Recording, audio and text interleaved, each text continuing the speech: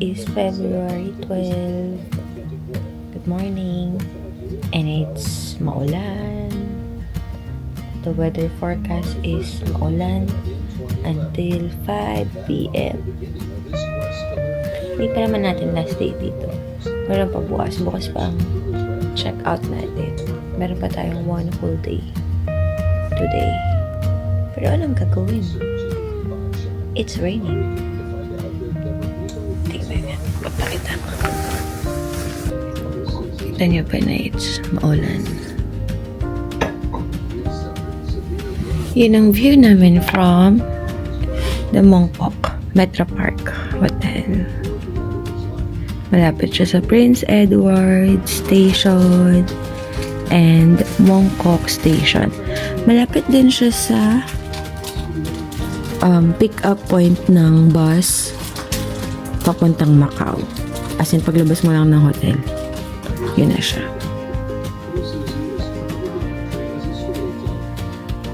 Maganda. Maganda yung area, maganda yung kwarto. Good. Nakabihis na ako. The 4th day in Hong Kong. And I'll show you my outfit. Where? Dito. 18 degrees outside and it's raining. So, in cargo pants from GU. Tapos nakanitid ako ng inner and this puffer jacket. Hindi na ako mag-aayos. Tinatamad ako. Naantay ko na lang sa matapos maligo. Ganyan na yung hair. Hindi na magda-dry.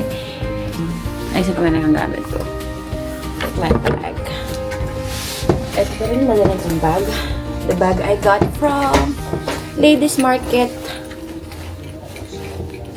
Day 4. Kanay ba na? Wala nga itinagabi. Kakain kami sa Cafe de Coral. Merong malapit dito sa Metro Place Mongkok Hotel. Parang walking distance lang. We're out and about. Full size body mirror dito. Doon kami mag-fit check. Pwede kami ng sapatos. Gaya-gaya siya. Ano nga itong shoes? Presto. Hey guys! So we're here na in Cafe de Coral. Kain mo na kami brunch. 4 minutes walk lang sa station, ay sa hotel namin sa Metro Park Mongkok Hotel. Lapit lang siya. Nalang maulan today.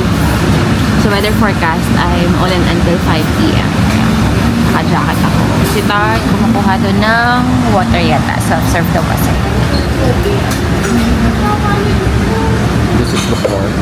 Thank you. Naka-order na kami food doon sa machine. Waiting na lang. 6 to 70. Andun yung numbers. So you'll know when your food is ready. Pick upin mo na lang.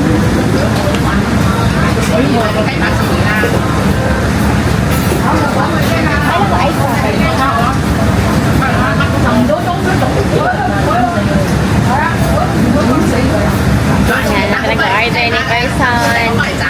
Bebe naman. Fried rice. Yung food ko, $37.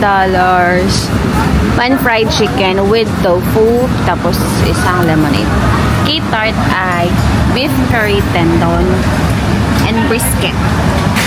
Change to fried rice and iced Ovaltine. Ang total niyan ay 107. $27 yung sa akin. K-tart ay $69. Okay, let's eat.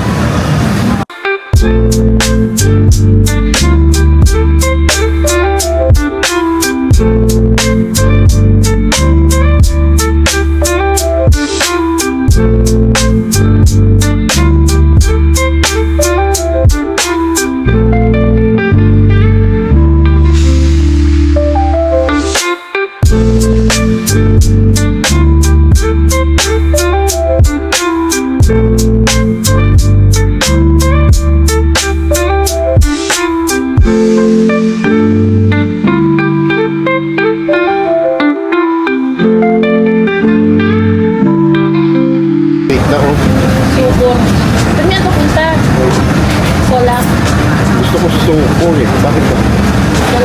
Gusto ko suko. Gusto pala mag-manifest. Nakita ko yung mga kami na manifest niya ngayong taon. Hindi niya kiniklaim. Pero, Thank you Lord na niya. Thank you Lord for the new car. Thank you Lord. Thank you Lord.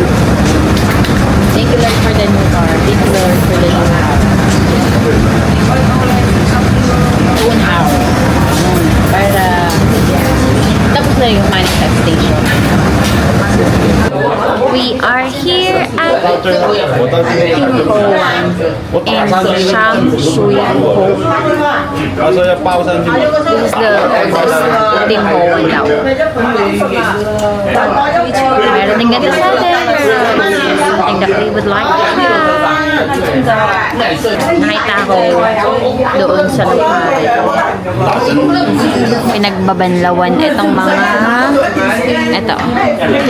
Lahat to. Yan. Gamit to. Palapit nga sa akin type ko. Titignan ko lang yung laman.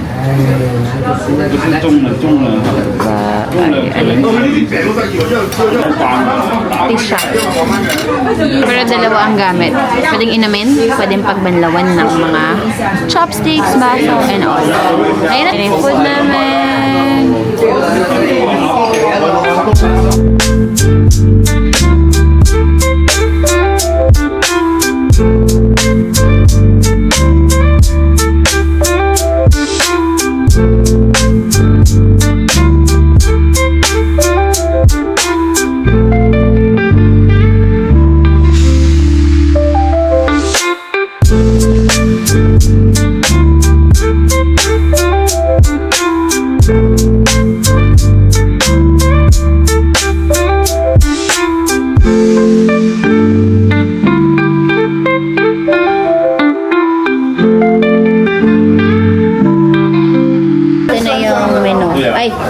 Bill na pinag-order ko. So, sinecheck ko kung tama ba yung nakuha namin. Kasi, order ko nito. Steamed beef bowl with bean curd. Ito, steamed beef bowl with bean curd. Pero parang sinalban kami ng bacon with barbecue pork. Hintayin namin yung iba para ma-confirm if tama ba. Kasi dito, sa resibo, tama naman. Ang total ay $198. Ito wait pa para makita nyo. Nakain na kami. Food is complete. Okay lang pala ako. Tama yung in-order ko. Tama yung sinerve nila. Meron tayong shrimp. Yan. Basta yan lahat. Wala na lang yung coke ko.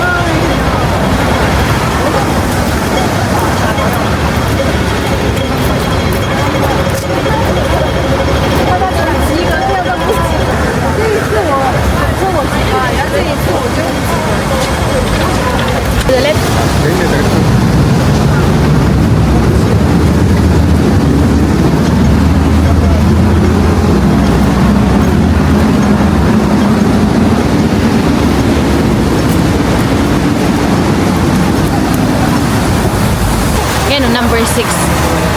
Papunta saan? Ako, parang number 6 kanina yung lumabas sa Mongkok via Sham Shui Ho.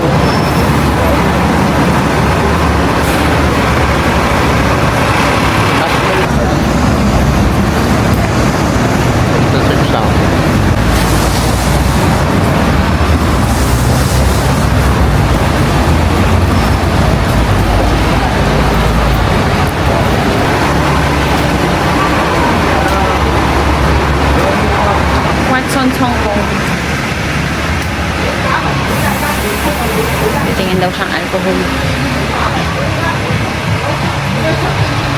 Ako, wala akong kailangan dito. Sunod lang ako sa kanya. Yung sa pharmacy lang nakakabili ng mga ganun. So, andito. Tanong mo na lang. Gusto mo? Tanong ka.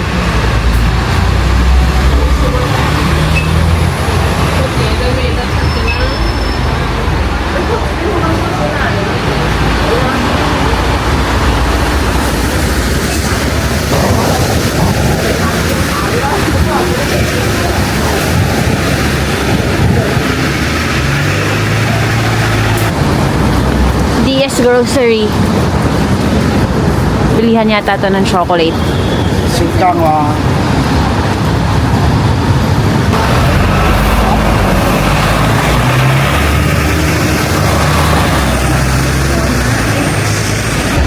From Sham Shui Po. Ilang minutes na.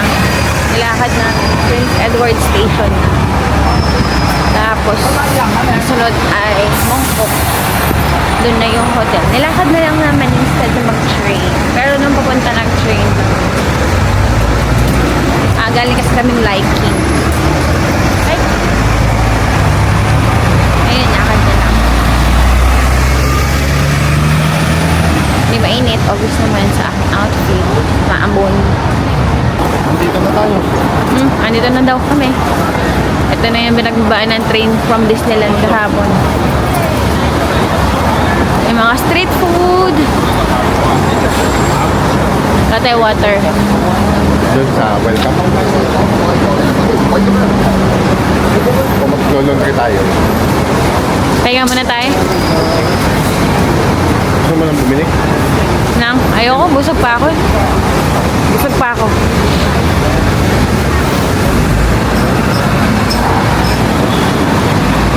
Dapat nga lang pala SIM. Ayun o. Prince Edward. Exit. Doon kami bumaba. From Disneyland Resort. Kagabi. Tapos, tatlakad ka lang kaunti. Lamig na lamig sa trip. Ilang minutes lang ang walk pupunta sa Metro Park. Tingnan natin. 5. Tatawid ka dyan. Tapos tatawid ka ulit doon. Malapit lang.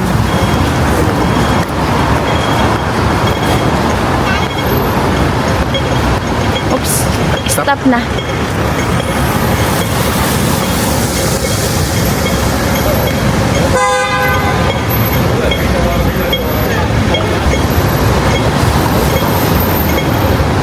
Bubuhay ng gangster.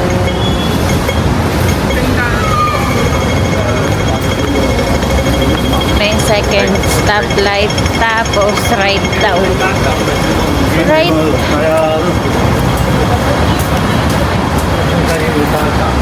Atang.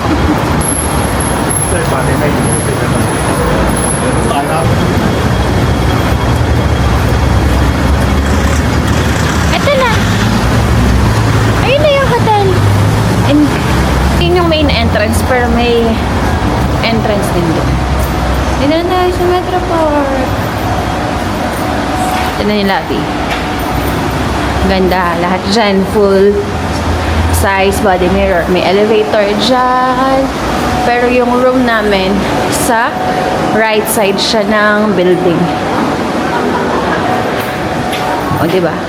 Full mirror. Pwede pang fit check. Ito naman ang kanilang cashier and reception. Doon may cafe. Tapos dito yung concierge. Pwede mag-iwan ng luggage. Ayan yung main entrance. Ito yung concierge. Mag-iwan ng luggage. Wala silang amenities. Kukunin mo dyan sa vendor. Hindi pala kukunin. If you wanna avail the amenities like toothbrush, toothpaste, have to pay for it. And then siya sa vendor, makakukuha. And this is the other elevator. Ano nga na dito? Entrance and exit. Doon papunta yung pick-up point ng bus. Transfer to Macau.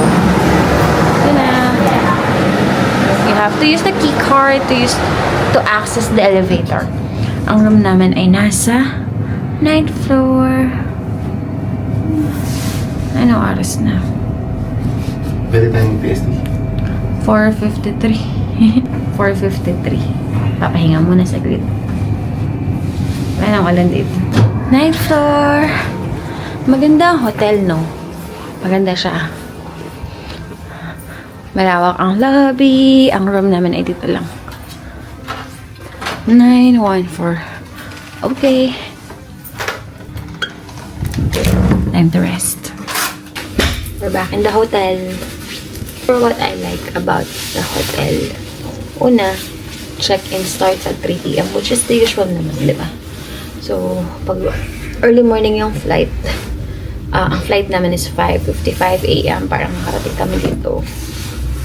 Or nag-touchdown kami ng Hong Kong mga 9 something. Kasi ang tagal namin, hindi ko na maalala actually yung time. Pero kumain pa kami sa airport. Hindi kami, kumbaga, agad nag-exit from the airport kasi nga ang check-in ay 3 p.m. pa. I can't remember what time kami nag-arrive, pero the moment we arrived here, so nagsakay lang kami ng bus, 8:21 from the airport, 8:21 bus. Nagbayad kami ng cash. Cash ang pinabayad namin doon. Hindi kami kumuha ng octopus card. So, paglabas ng airport, nagpunta kami sa bus station. Sumakay kami ng 8:21 na bus. Ang pinakamaganda dito sa nakuha kong hotel is, ang drop ng bus ay sa tapat na mismo ng hotel. So, kahit madami kang dalang luggage, hindi ka na mahirapan maglakad or umakyat ng stairs. Kasi pagbaba mo mismo ng hotel, there's a few, siguro basta malapit lang siya. Paglabas mo ng hotel, yun yung bus stop.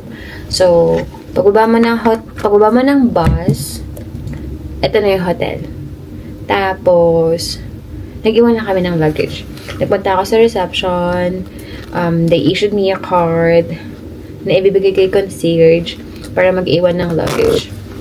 So, nag-iwan kami ng luggage kasi nga 3 p.m. pa yung check-in. Siguro mga 12 kami dumating sa hotel. Tapos, yun. Nag-start na kami mag-roam around. Bumalik na lang kami ng after 3 para maka-check-in. Actually, hindi ko na maalala na ginawa naman day 1. Pero yun nga, ang gusto ko sa hotel, malapit siya. Hindi kami nahirapan magbitbit ng luggage papunta dito sa hotel kasi hindi kami nag-train, merong direct bus. Tapos, since tatabad kami ng Macau tomorrow, Feb 13, ang check-out namin dito ay 12 p.m. Tatawid kami ng Macau, nakuha ko ng schedule ng bus transfer 3 p.m. Ang pick-up nga nun ng bus transfer ay dyan lang, sa labas mismo, yung pinakita kong door kanina. Yung paglabas mo dun sa door na yon, yung third door, andun na yung pick-up point ng bus for Macau. So, hindi rin kami ulit mahirapan magbitbit ng luggage, hindi kami aakit ng stairs, baba ng stairs with the luggage and all. Doon na kami mag-wait para makasakay ng bus. So, from 13 to 16, nasa Macau kami. Today, super maulan. Buti na lang nakapag-ngongpin na kami nung day 2. Tapos this na lang kahapon, day 3. Today, ano lang talaga, chill. Wala kaming itinerary. Namamasyal lang. Like, walang tourist spot. Random. Sponty IT. Yun lang. Yun lang today. Symphony of Life.